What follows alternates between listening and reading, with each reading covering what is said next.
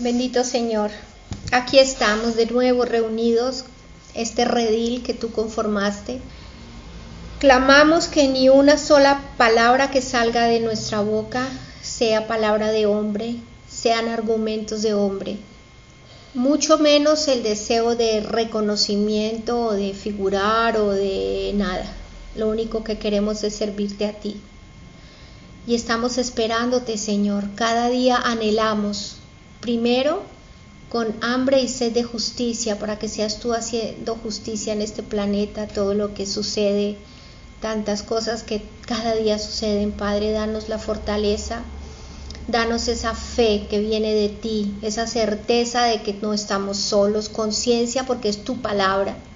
Nos dijiste que nunca estaríamos solos, que estarás con nosotros todos los días, aún hasta el fin del mundo.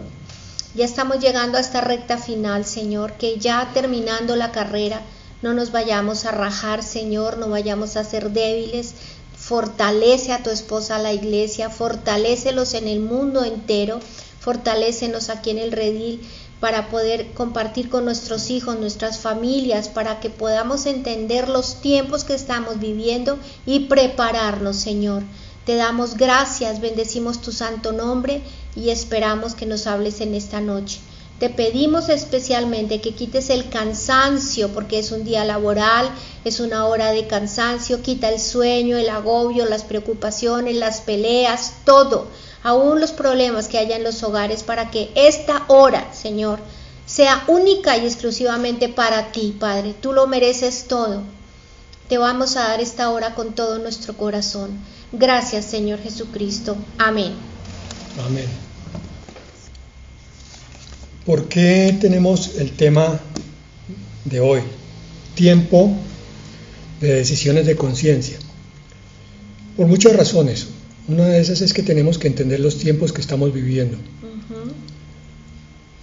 Entender esos tiempos implica comprender el porqué de las noticias que ocurren alrededor.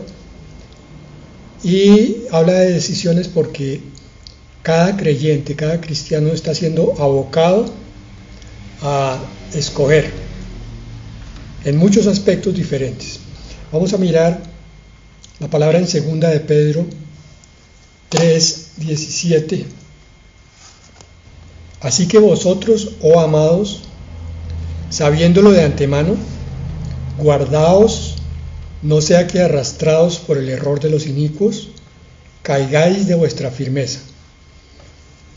Versículo muy importante que nos hace una advertencia y una enseñanza junto con varios recorderis. Analicemos punto por punto. Dice: ustedes, hijos de Dios, sabiendo de antemano las cosas. Supone esta palabra que todos hemos sido juiciosos, estudiamos la palabra de Dios, conocemos los tiempos, sabemos lo que está pasando, porque eso, de antemano fueron escritas estas cosas para claridad nuestra. Mis hermanitos queridos, todo lo que está ocurriendo, desde el terremoto de las Islas Canarias, a raíz de la erupción volcánica, de los terremotos de Chile, de Grecia y de varias partes del mundo, todo está en la palabra de Dios. ¿Por qué sabemos que está en la palabra de Dios? Porque lo hemos leído.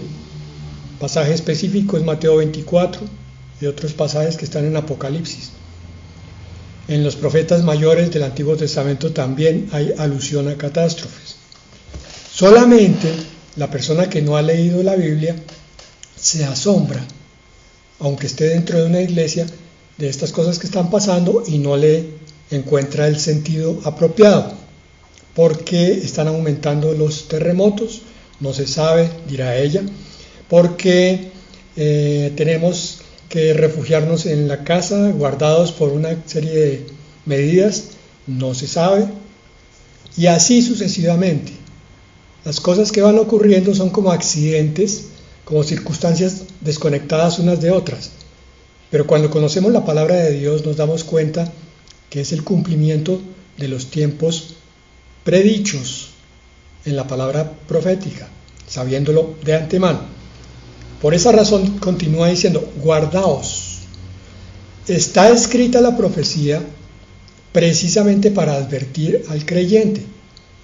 Porque ocurre que el creyente sigue siendo ser humano y al ver situaciones difíciles, seguramente a ustedes les ha pasado, puede venir un agobio, una angustia, un cansancio mental y espiritual. Esta palabra guardaos nos invita a que levantemos los ojos al cielo y nos acordemos tanto de la profecía que habla de las cosas negativas que están ocurriendo, como de las promesas que Dios tiene reservadas para aquellos que son fieles. Vimos hace unos días el tema de los vencedores. El que es siervo de Cristo termina caminando el camino que es. Guardaos para que no seáis arrastrados por el error de los inicuos. Una de las trampas preferidas de Satanás es ¿cuál? La mentira. Entonces, a los oídos de los creyentes van a llegar muchas cosas, mucha información, una completamente falsa, la otra mitad verdad, mitad mentira, la otra con un poquito más de verdad, pero con un tinte escaso de mentira que finalmente se convierte en trampa. Entonces el creyente que ha desarrollado su relación con Dios, que conoce más o menos la Escritura, por lo menos dónde quedan los profetas y dónde quedan los libros del Nuevo Testamento, por lo menos tiene alguna idea de lo que dice Romanos, ese cristiano empieza a discernir si lo que le están diciendo es un error, es una mentira o es una verdad. Ustedes me dirán, pero es que a veces no es tan fácil, de acuerdo. Entonces, cuando uno encuentra una situación donde no parece totalmente verdad, pero tampoco totalmente mentira, ¿qué hace el sabio, el creyente sabio, prudente? Espera a ver qué otras señales va a dar el Señor para mostrar si era una verdad o era una mentira. Y para no ser arrastrados por el error de los hijos de las tinieblas, los hijos del mundo. Arrastrados significa que tú estabas arriba, pero toda esa información, todos esos comentarios, todas esas críticas que vinieron sobre ti, hacen que empieces a desear estar en un sitio aparentemente más tranquilo, donde no te critiquen, donde no te ataquen. Pero ahí de pronto estás vendiendo tu dignidad y lo que has ganado hasta el momento. Por eso dice, caigáis de vuestra firmeza. Se vuelve débil y empieza a patinar, como decimos coloquialmente. De pronto un poquito acá, otro poquito allá, pero con el tiempo el resbalón ya puede ser mucho más crítico. Miles de hermanos hoy, llamándose cristianos, se congregan alrededor de la palabra, pero la palabra misma nos dice, en Apocalipsis 3:14 al 17, lo voy a leer en la traducción en lenguaje actual, porque esta es absolutamente clara. 3:14 de Apocalipsis dice, escribe al ángel de la iglesia de la Odisea. Ustedes recuerdan, la iglesia de la Odisea es la última de las 7, que representa también la iglesia de este tiempo, la iglesia que no es. Yo soy el Amén y me llamo así porque enseño la verdad acerca de Dios y nunca miento. Está hablando el Señor Jesucristo. Por medio de mí, Dios creó todas las cosas. Escucha bien lo que te voy a decir. Ojo, está hablándole a una iglesia. Versículo 15. Estoy enterado de todo lo que haces y sé que no me obedeces del todo, sino solo un poco. Esta es una característica de la iglesia actual. De 100 congregantes de una iglesia, probablemente 70, 60, y de pronto más que eso, son creyentes, entre comillas, que no conocen bien la palabra, que piensan que algunas cosas son buenas cuando en realidad son malas porque no lo han leído en la palabra o se los predicó el pastor pero no le creyeron y hacen cosas que son malas y ellos dicen que son buenas. Sería mejor que me obedecieras completamente o que de plano no me obedecieras. Terrible que el Señor se presente delante de mí y me diga esto. Sí. Versículo 16. Pero como solo me obedeces un poco, te rechazaré por completo. En la Reina Valera dice, te vomitaré de mi boca. Te rechazaré por completo. Razón por la que muchos pastores predican que si el arrebatamiento del Señor de la iglesia es hoy, una gran parte de la iglesia que se congrega se va a quedar. Creen sí en el Salvador, pero su vida no es muy cristiana. Versículo 17. Pero tú dices que eres rico, es decir, ya tienes la salvación, ya tienes el conocimiento espiritual, que te ha ido muy bien y que no necesitas de nada. No se refiere aquí a la riqueza física.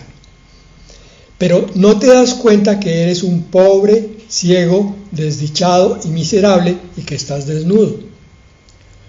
Esta exhortación, insisto y repito, le fue dada a la última iglesia, la iglesia que correspondía al último tiempo antes de la venida del Señor.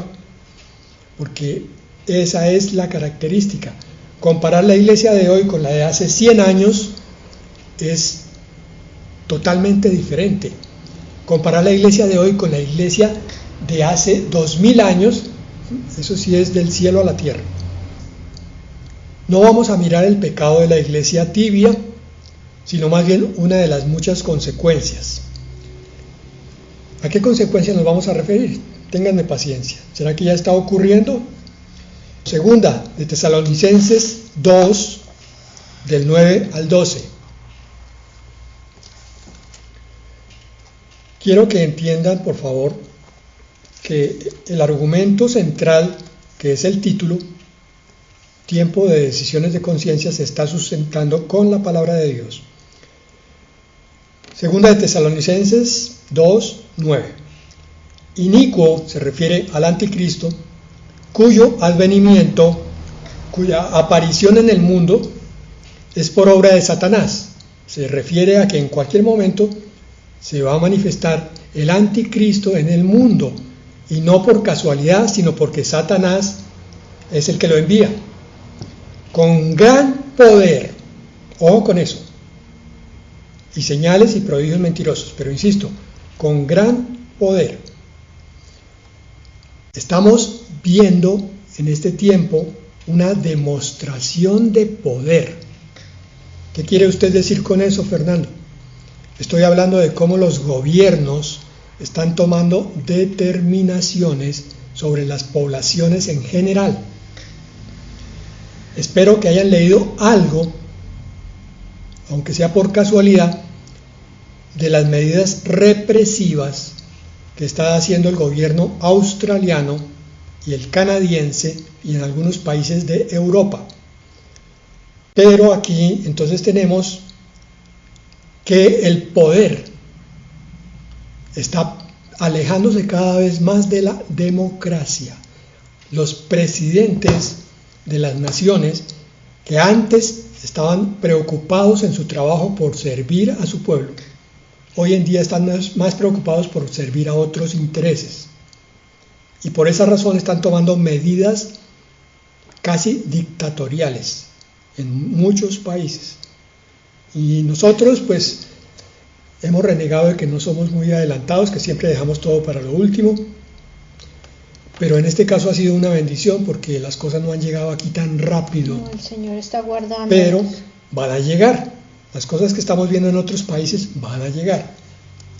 La obligatoriedad de muchas normas que dice que para favorecer a toda la comunidad ya se está imponiendo en estos países que estoy nombrando. En cualquier momento empezamos aquí también. Entonces, gran poder y señales y prodigios mentirosos. Este político va a hacer milagros, simplemente. Pero miren lo que dice en el versículo 10. Además de todo, con todo engaño de iniquidad para los que se pierden por cuanto no recibieron el amor de la verdad para ser salvos. ¿Qué quiere decir? Que este anticristo se va a levantar casi sin oposición, porque lo van a apoyar las mayorías, las multitudes, porque todas van a estar cegadas por un espíritu de error. Lo dice más adelante. Como estos no quieren la justicia ni la verdad de Dios, entonces empiezan a caminar en un espíritu de error. Empiezan a caer en decisiones absolutamente equivocadas. Versículo 11. Por esto Dios les envía un poder engañoso para que crean la mentira. Uy, qué Dios tan cruel. No, no es un Dios cruel, es un Dios que simplemente le da a cada cual lo que quiere. Si tú quieres la salvación, si tú quieres la vida eterna, si quieres vivir en la presencia de Dios, Él te da todo para que llegues allá. Te va a ayudar, te va a renovar las fuerzas, va a hacer que tu corazón se renueve cuando está medio caído. Pero si tú no quieres obedecer a Dios, entonces el Señor te suelta. Deja de protegerte con su sombra y entonces viene el ataque satánico completo, espíritu de error, espíritu de engaño. Aquí dice un poder engañoso. ¿Qué es esto? Es un espíritu que empieza a hablar a las mentes de los incrédulos en Dios y les empieza a meter toda clase de mentiras. Volviendo a la segunda de Pedro 3, el versículo 18, después de que nos había advertido que, como lo sabemos de antemano, nos guardáramos para que no fuéramos arrastrados por el error de los inicuos, cayendo de nuestra firmeza, dice en el versículo 18, antes bien, creced en la gracia y el conocimiento de nuestro Señor y Salvador Jesucristo. A Él sea gloria ahora y hasta el día de la eternidad. Amén. Es decir, para que no caigas de tu firmeza, para que no seas arrastrado por el error de los inicuos, para que te guardes, para que lo sepas de antemano, lo que dice en el versículo 17, tienes que crecer en la gracia y el conocimiento. ¿Qué es crecer en la gracia? Es estar cada día más unido a Dios de forma tal que sus bendiciones vengan sobre tu vida. Bendición de protección, bendición de santidad, bendición de erradicación del pecado, bendición de sabiduría, bendición de entendimiento, bendición de gozo, de paz, las que siempre nombramos como parte del reino de Dios. Crezcan en la gracia, o sea, refúgiense en el Señor, Salmo 91, para que la peste destructora no los acabe. Y en el conocimiento. Mis hermanos, leer la palabra de Dios no es solamente por obligación del cristiano, o porque toca, o porque el pastor molesta, o porque es la moda.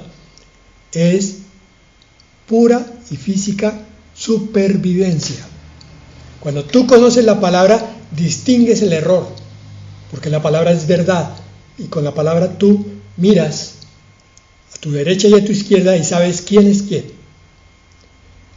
El secreto de la decisión sabia de cada creyente ante cualquier situación que se presente es entonces el conocimiento de la verdad. En cambio, el núcleo de la decisión equivocada es la información superficial y por tanto errónea. Ya vamos a ver a qué decisiones tenemos que abocarnos. Más adelante lo vamos a desarrollar. En este momento hay unos ministros del Señor que están gimiendo a voces, tratando de advertir a la cristiandad, pero la gente no quiere oír. Uno que otro, la mayoría sacan inmediatamente argumentos, se escudan, se defienden, se van, desaparecen. Isaías 43 al 4 dice: voz que clama en el desierto. Así es la voz en el púlpito de muchos predicadores hoy. Se está hablando al desierto. La gente no quiere oír. Se dicen cristianos, pero no quieren oír. Quieren tomar sus decisiones a tontas y a locas. Preparad camino al Señor, enderezad calzada en la soledad a nuestro Dios. Esto era para la primera venida del Señor, pero es una palabra perfectamente aplicable para la segunda venida del Señor. Es un tiempo de preparación de los caminos de Dios. El Señor ya viene. Preparen calzada, camino, carretera, en la soledad, dice Isaías 43, allá en el sitio de recogimiento. Señor, ayúdame a caminar en tu verdad, no permitas que yo caiga, ayúdame a tener las fuerzas para leer tu palabra, para conocer tu verdad. Todo valle sea alzado y bájese todo monte y collado. O sea, todo lo que está encumbrado, todo lo que está ensoberbecido va a caer. Lo torcido se enderece y lo áspero se allane. Ahora entramos en la materia. La crisis actual, el Señor me mostró, se llamaría así, las decisiones de conciencia. ¿Qué es eso? Muchos están siendo llevados a tomar decisiones de conciencia ya casi por 2 años. ¿Ustedes recuerdan qué fue lo que empezó a principios del 2020? Ese inicio de eso que nos ha acompañado en estos casi 2 años ha servido para sacudir el espíritu y las conciencias. Y muchos ya han caído, porque no estaban firmes, porque su convicción no era la correcta. ¿Qué es una decisión de conciencia? Analicemos esas 2 palabras. Decisión es escoger, elegir o decidir entre 2 o más cosas. Escoger, elegir o decidir. Me ponen a mí al frente una situación y otra. ¿Qué tengo yo que hacer? Pues ningún pastor puede decir a la iglesia, usted tiene que votar por fulano, usted tiene que hacer esto. Ni siquiera la pareja que está en consejería matrimonial, el consejero o el pastor debe decirle, ustedes no se divorcien. Si ya tomaron la decisión, es ante Dios. El pastor no puede prohibir eso, porque es una decisión de conciencia, mal tomada, pero les corresponde a ellos. ¿Qué decisión de conciencia tenemos que tomar por estos días? Sabemos que una decisión apresurada, no pensada, y es lo que vemos, ustedes no saben con cuántas personas hemos hablado. Y las personas van diciendo de una vez, no, yo ya decidí, pero usted sabe qué es lo que está pasando. No, ¿qué está pasando? Y empieza a explicárseles y no quieren entender, porque es una decisión tomada en emoción, prejuiciada. Eso quiere decir que es en base a lo que la persona quiere creer, o no investigada. Una decisión apresurada, prejuiciada o no investigada puede ser consecuencia de muchas situaciones delicadas, muy graves. Puede que no todas sean tan críticas, pero qué tal que esa que preciso se presentó delante de ti sea la que te va a llevar a cosas muy dolorosas. ¿Cómo saberlo? Con la verdad de Dios. Decisión, listo. Ahora, de conciencia. Significa que esta decisión tiene que ver con preceptos o normas importantes dentro de ti. Es una decisión sobre tus creencias. Esa decisión de conciencia va a poner a prueba la verdad de las creencias. Es lo que ha estado pasando en estos 2 años. Vemos una cantidad de creyentes que se desaparecieron. Si se dice algo, porque se supone que se cree algo, pero se termina decidiendo algo opuesto, que no está de acuerdo, entonces sale a relucir cuál es la verdadera creencia. Entonces yo puedo decir que soy cristiano, pero si termino desconfiando de Dios, entonces, ¿dónde está mi fe? Así que muchos han tenido que decidir en estos 2 años, por ejemplo, entre el miedo a una infección o sobreponerse a eso confiando en Dios. Hemos hablado con muchas personas, creyentes y no creyentes. Los no creyentes están, como se dice coloquialmente, paniqueados. Y siguen paniqueados casi después de 2 años. Que oyen esa caja todo el día. Pero muchos creyentes están al borde del pánico también, impresionantemente, cuando la Biblia habla de confiar en un Dios todopoderoso. Vimos una situación también de varios creyentes que se encerraron en el principio, hace casi 1 año, durante 8 meses, sin salir ni siquiera a tomar el sol, y con un miedo tenaz de encontrarse con alguien de los vecinos donde vivían. Obviamente todos en el aspecto físico sufrieron porque perdieron peso, por la sencilla razón que no estaban recibiendo luz solar. Pero imagínense la implicación espiritual, y estoy hablando de creyentes. Una persona llena de pánico, llena de miedo a una infección que parece que nunca ha leído el Salmo 91. No estamos diciendo que se lance irresponsablemente, ¿sí? Imprudentemente, pero tanto como el otro extremo de encerrarse 8 meses. Lo peor es que eran niños pequeños en esa familia. Así que entonces muchas decisiones de conciencia, mis hermanos, están a la vuelta de la esquina o están frente a nuestra puerta hoy en día, y tenemos que saber qué hacer. Insisto, mi posición como pastor es solamente advertir que cada uno toma la decisión que le corresponde, pero lo vamos a hacer a conciencia. El que decida para la izquierda o para la derecha, que sea a conciencia. Se ha examinado, dice, tengo estas pruebas, listo, ya sé qué es lo que voy a hacer. Pero, por ejemplo, tenemos que preguntarnos, ¿qué haremos si empiezan a perseguirnos a los cristianos, como dice la Escritura, que va a ocurrir? ¿Qué decisión tomaremos ante una amenaza de martirio? Con esto que estoy diciendo del martirio y de la persecución, hay noticias en Estados Unidos, ya estadísticas, que muestran que con solo el inicio de la situación de hace 2 años, dejaron de congregarse por lo menos el 30% de los creyentes en las iglesias moderadas, medianas y grandes.